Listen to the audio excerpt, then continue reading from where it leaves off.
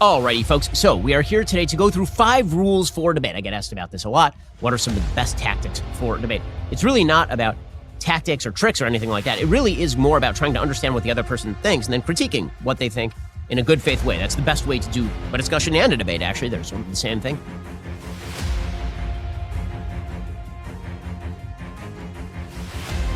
Number 1. You have to ask questions for clarification. It is very important to understand exactly what your opponent is offering. People speak shorthand with one another, and very often this means that they are really inexact in their definition. So, for example, you're talking to somebody, and they say, you're a climate denier. You're denying climate change. And you say to them, I need to understand exactly what you're claiming. Is a climate denier a person who says that there is no climate change happening, or is a climate denier a person who acknowledges that there is some climate change, but isn't sure how much of that is anthropogenic, right? How much of that is human caused, and also doesn't believe that the prescriptions that are being put out by the left are actively going to solve that problem. Right? I need to know exactly what it is that you're making a claim about. This happens all the time. I'll say, well, I'm in favor of nationalized health care. It's okay, what kind of nationalized health care are we talking about? Like, are we going to be arguing about the British NHS system, or are we going to be arguing about Singapore, which is largely privatized? If they're talking about income inequality, you say, well, what is it that you're chiefly concerned about? Are you chiefly concerned about some people being very rich and others being slightly less rich, and there could be a big gap? Or are you really worried about just poverty? Because that's sort of a different thing. When you ask questions for clarification, it allows you to find areas of agreement, because very often when you clarify, you agree. Or, alternatively, you actually see the real grounds of the disagreement, and that allows you to critique your opponent's argument better. Second, don't accept your opponent's characterization of you. So when people don't have a good argument, very often what they go to is calling you names. They'll say that you're a bigot, you're a homophobe, you're a hater. The proper response to that is not what people typically do. When somebody calls you a bigot or a hater or a racist or anything like that, very often your normal, natural human response is to say, I'm not those things. I'm not a bigot. I'm not a racist. Why would you do that? Why would you say that? That is not the proper response. Because you denying that you're a bigot means that they're a reasonable person calling you a bigot, which suggests that a reasonable person might think you're a bigot.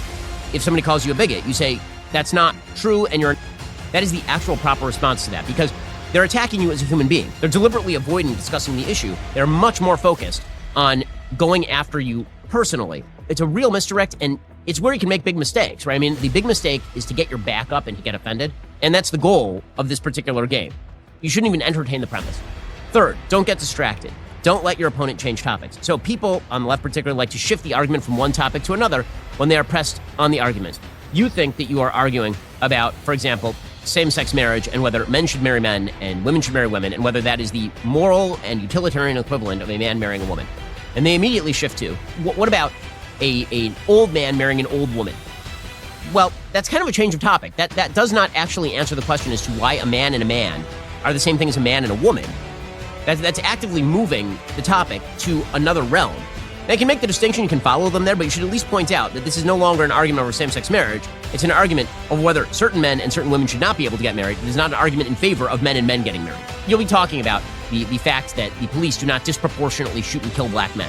And they'll immediately shift to, well, what about slavery? So, well, we can talk about slavery. We can talk about the root causes of crime. We can talk about all those things. That's not what we're talking about right now.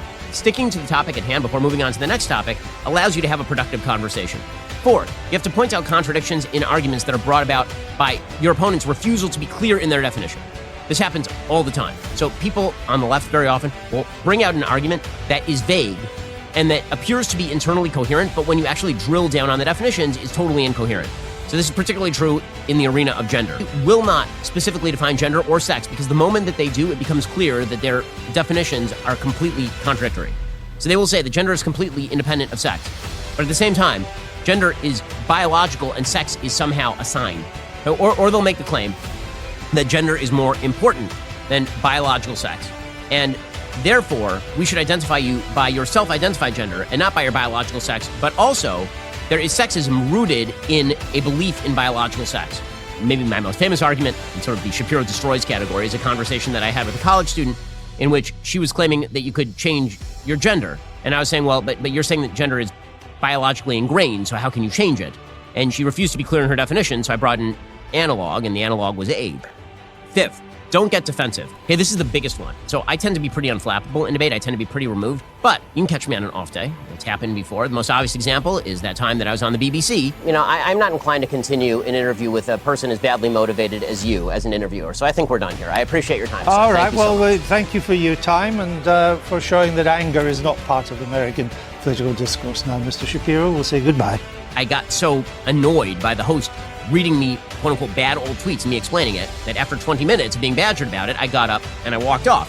That was a mistake. I shouldn't have done that. I should have just sat there. I should have said, listen, you can read me bad old tweets all day long. I don't think it's productive, but I'm happy to discuss them. And getting defensive is the biggest mistake that you can make in a debate because so much of it's attitudinal. So much of it's about how you look to the rest of the audience. And the truth is that body language matters, you know, having an open affect when you're speaking. Right? Using a tone of voice that doesn't appear to be aggressive. And this stuff is very important in debate. People tend to think that debate is about shouting down the other guy or being more angry than the other guy. That's not true.